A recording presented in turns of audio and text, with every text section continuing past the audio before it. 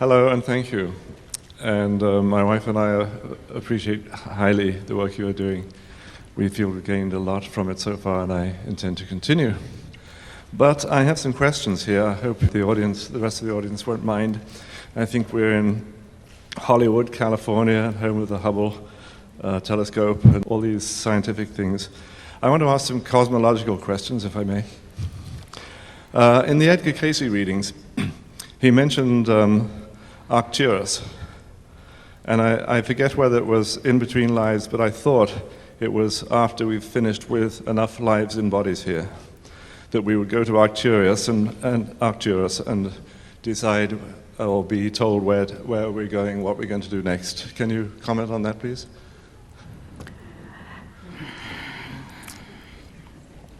Not really.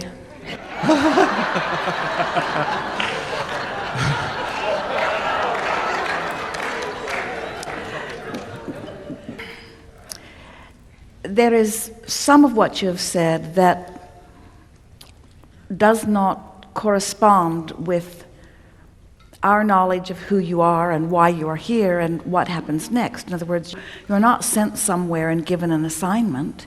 You are a creator who chooses. And as you are here creating in this time-space reality, when you reemerge into non-physical, we are aware of no one who reemerges and takes off for some other frontier. In other words, this is the realm in which you are creating. Your escrow is about this, you see. So we just want to, without getting into detail about why someone is translating something differently than we are, we just want to explain that every person who asks is asking from a different vibration, and every teacher who is translating from a different point of view. And in reverence to all translators, we want to say it is not an easy thing to translate one's knowledge of non-physical energy into physical terms without distortion. In other words, your world is full of what cannot be considered anything other than folklore. Think about what people of your planet are accepting as some sort of reality. Have you considered building a boat and putting 2 of everything on it?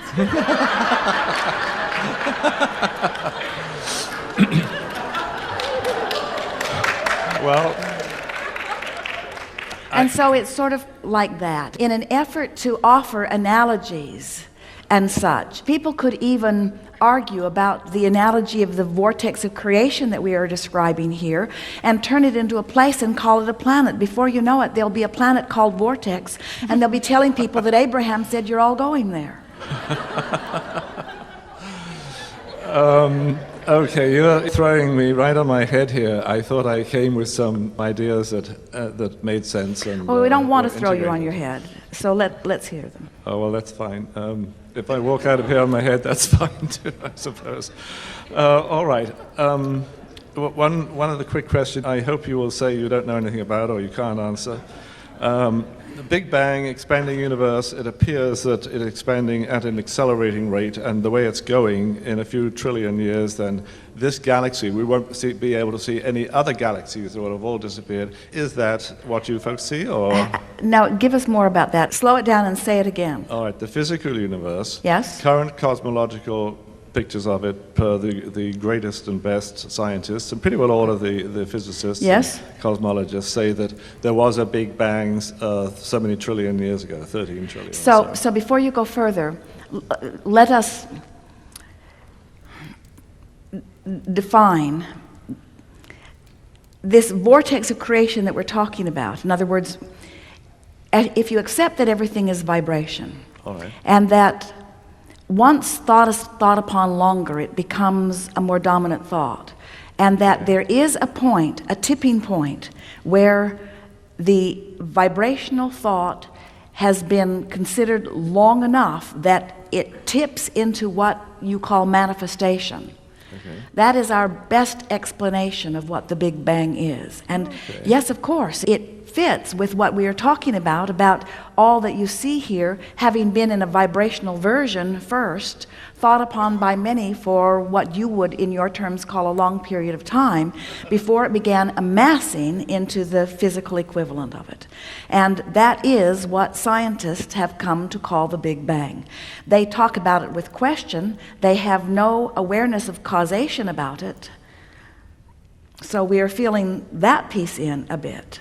Yes. But there is so much more to be experienced in this universe that has already been started.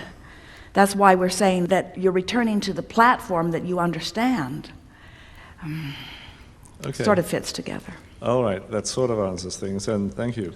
Last question then. I think I've detected what I might call a subtle but tuned-in sense of humor in Abraham's answers. We find you all hilarious, yes. Is this something that you learned and cultivated, or is it something that is Esther's and which learned to integrate with these sessions? Well, Esther is full of fun, and that's one of the reasons that we are vibrationally compatible. But beyond that, you will discover and have discovered that there is a true humor in the timing of the unfolding of things. And the universe, who is this culminating of expansion from this secure and trusted platform where there is no sense of risk or guardedness, is more playful in nature than anything else. And we think Esther represents that well as she interprets. You have to remember, she's receiving a block of thought that is filled with nuances and knowledge and intentionality and essence of understanding. And to find the words and the attitude and the delivery that match all of that is something that she is doing. And so we cannot say that it is not in part Esther's interpretation.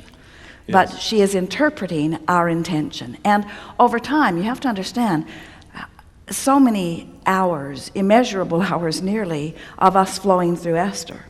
And each time of our offering something, and each time her intention to translate it clearly, and each time, if it is the slightest bit leaning, we lean it the other way. In other words, because of her willingness and the willingness of those like you to play with us, we've had quite a bit of opportunity to get into the understanding of what these vibrational offerings mean, and her interpretation of them is accurate. I think you and she together do very well, and it has interested and amused me to see that.